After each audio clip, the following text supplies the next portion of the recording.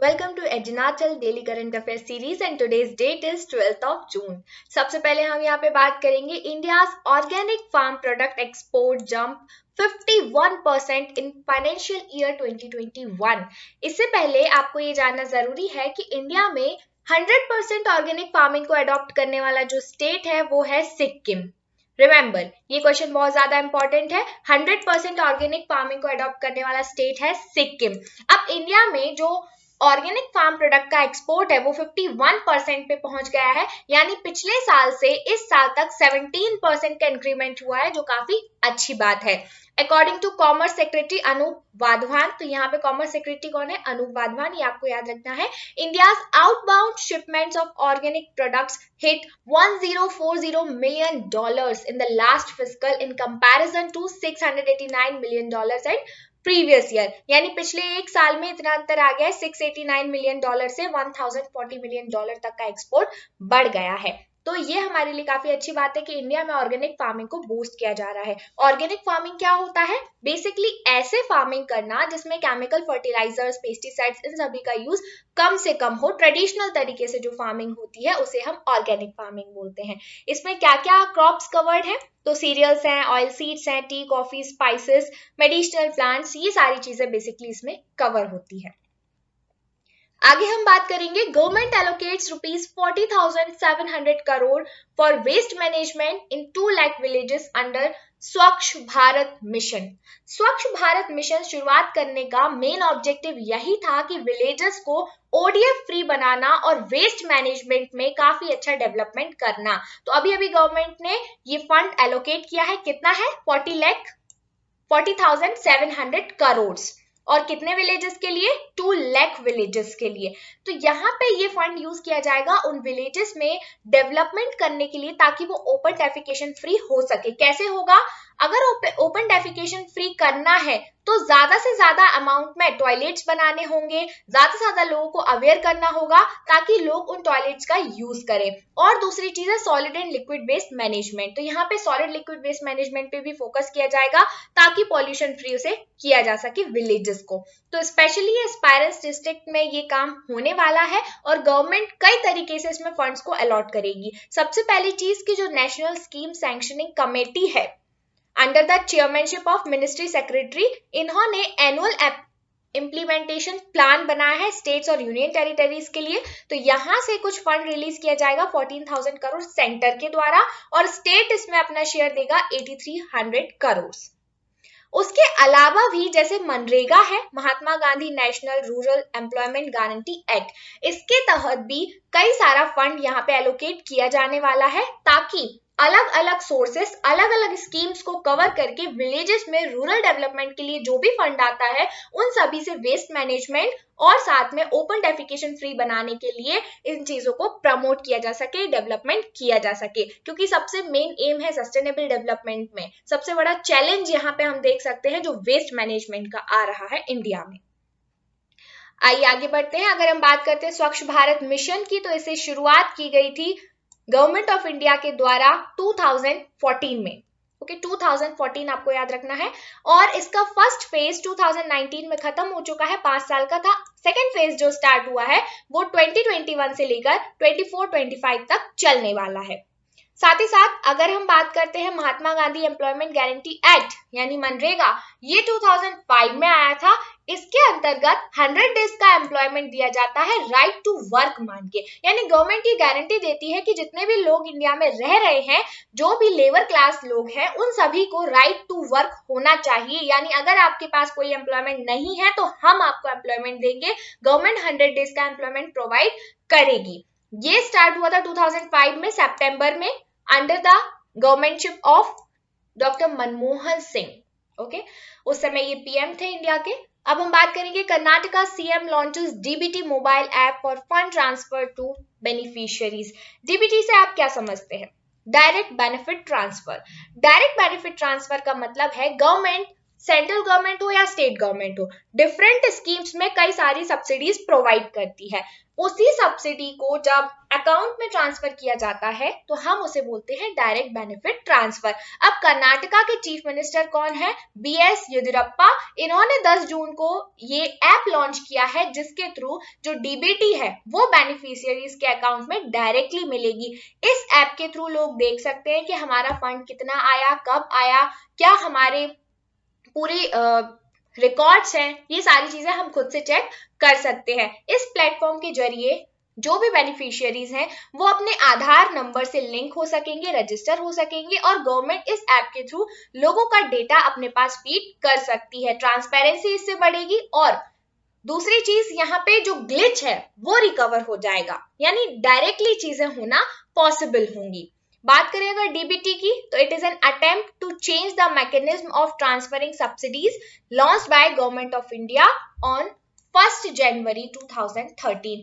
DBT कब launch हुआ था? 1 जनवरी 2013 में। इससे क्या होता है, डायरेक्टली सब्सिडी अगर बेनिफिशियरी के अकाउंट में आती है तो बीच में जो प्रॉब्लम आती थी, बीच में जो लोग पैसे को खा जाते थे, वो प्रॉब्लम नहीं आएगी। डायरेक्टली बेनिफिशियरी के अमाउंट में पैसा आ पाएगा, ट्रांसपेरेंसी बढ़ी रहेगी।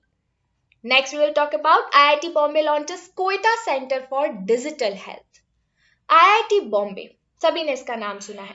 यहाँ पे KCDH पहला है ऐसा इंडिया में जो फोकस कर रहा है driving academic programmes, research and industry collaboration in digital health.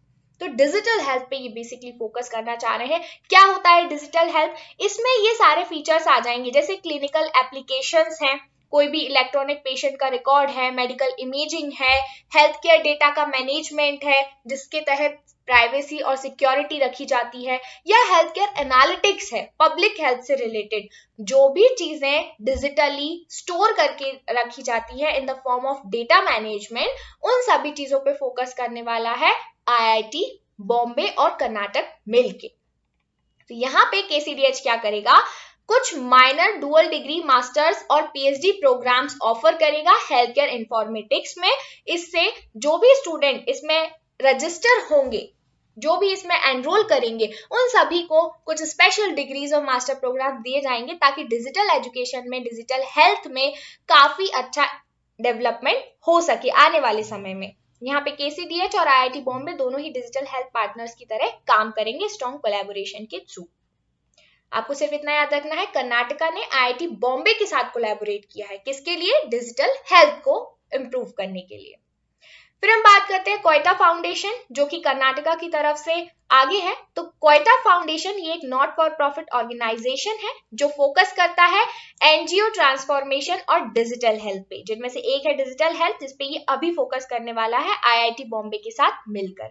IIT Bombay की बात करें तो ये सेकेंड IIT है इंडिया में सेटअप होने वाला, जिसे 1958 में बनाया गया था और ये वर्ल्ड वाइड इंजीनियरिंग की फील्ड में काफी अच्छा परफॉर्मेंस करता है एजुकेशन और रिसर्च के लिए in the field of engineering. Next, we will talk about Federal Bank expands its collaboration with Oracle and Infosys. Federal bank ये क्या कर रहा है, ओरेकल और इन्फोसिस इन दोनों कंपनीज के साथ कोलैबोरेट करेगा। क्यों करेगा कोलैबोरेट? फॉर कस्टमर एक्सपीरियंस, यानी एक वर्ड होता है कस्टमर रिलेशनशिप मैनेजमेंट यानी CRM ज्यादा लोग इसे जानते होंगे।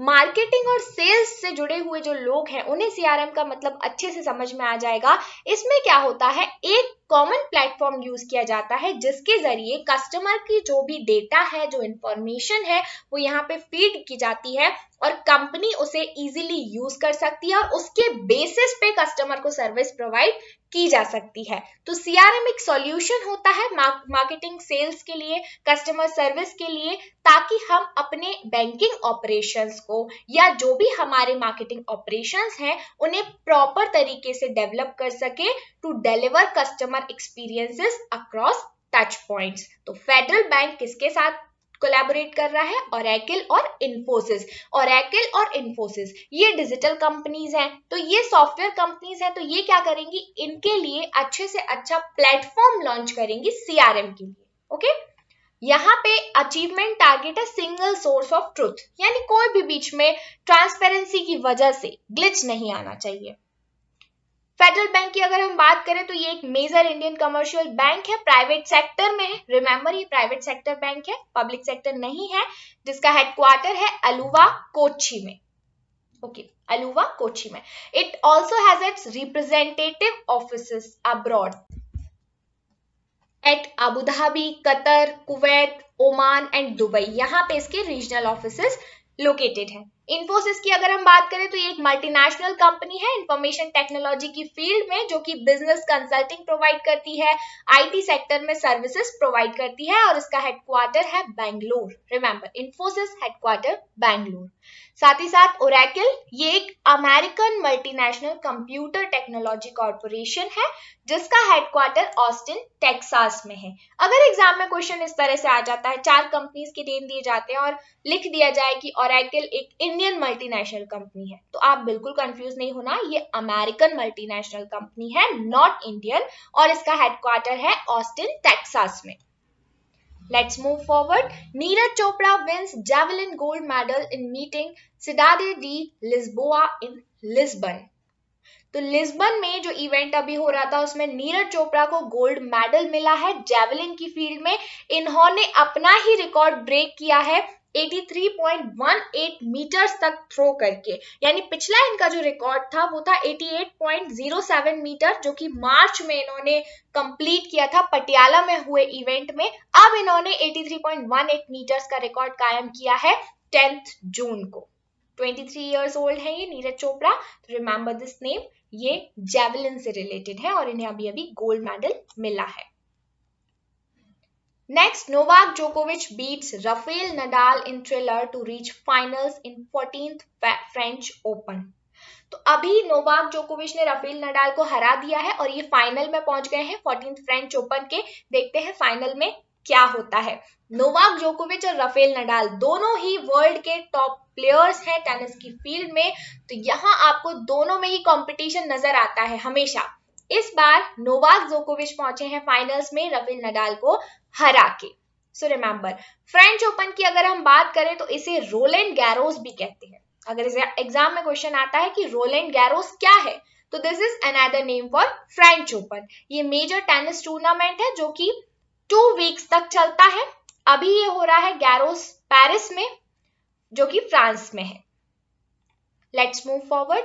Amul Sodhi conferred with Asia Pacific Productivity Champion Award. आप सभी अमूल ब्रांड को जानते ही होंगे, अमूल मिल्क फेमस है। तो यहाँ पे एमडी जो है अमूल मिल्क के, जो कि गुजरात की एक कंपनी है, उसके एमडी आरएस सोढी इन्हें एशियन प्रोडक्टिविटी ऑर्गेनाइजेशन की तरफ से एशिया पैसिफिक प्रोडक्टिविटी चैंपियन का अवार्ड मिला है टोक्यो जापान की ओर से, क्योंकि एपीओ जो है वो टोक्यो जापान में है।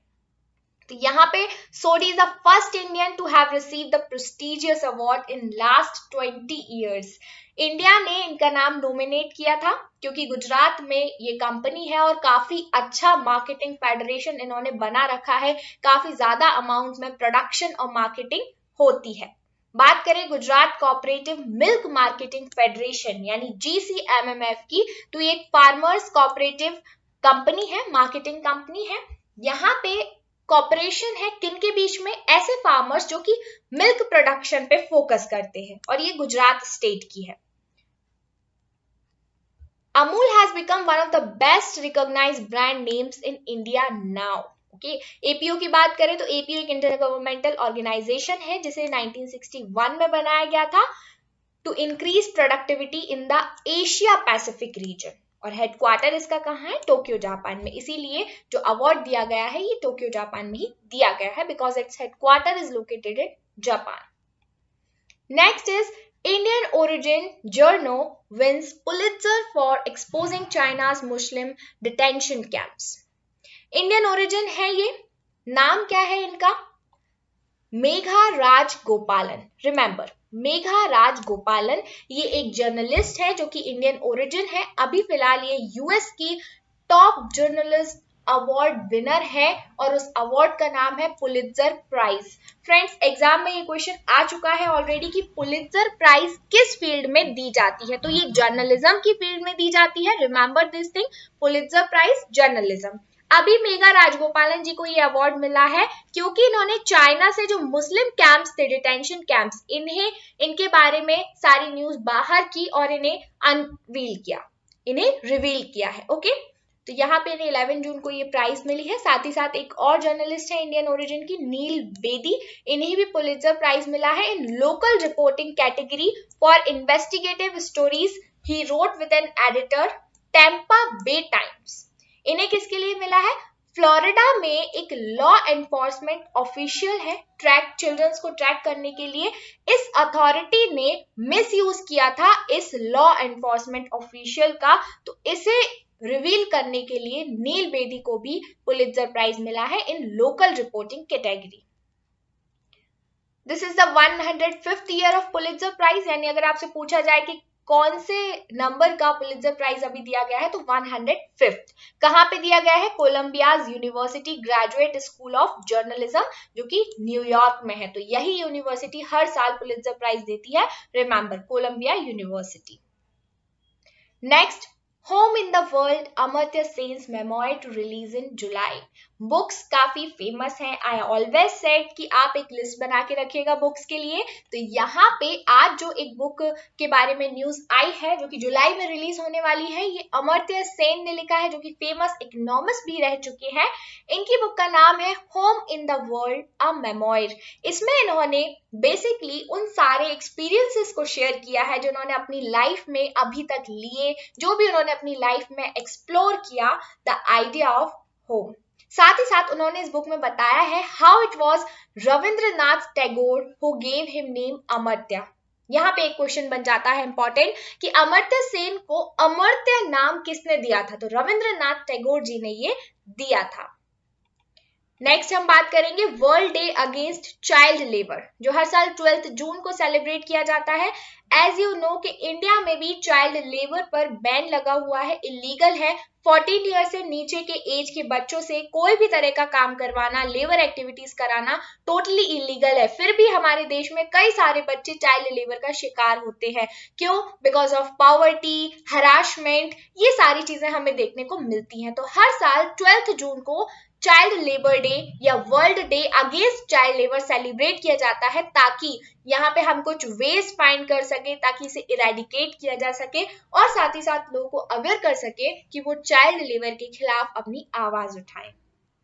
इस साल अगर हम बात करें थीम की, तो थीम है act now and child labour. Act now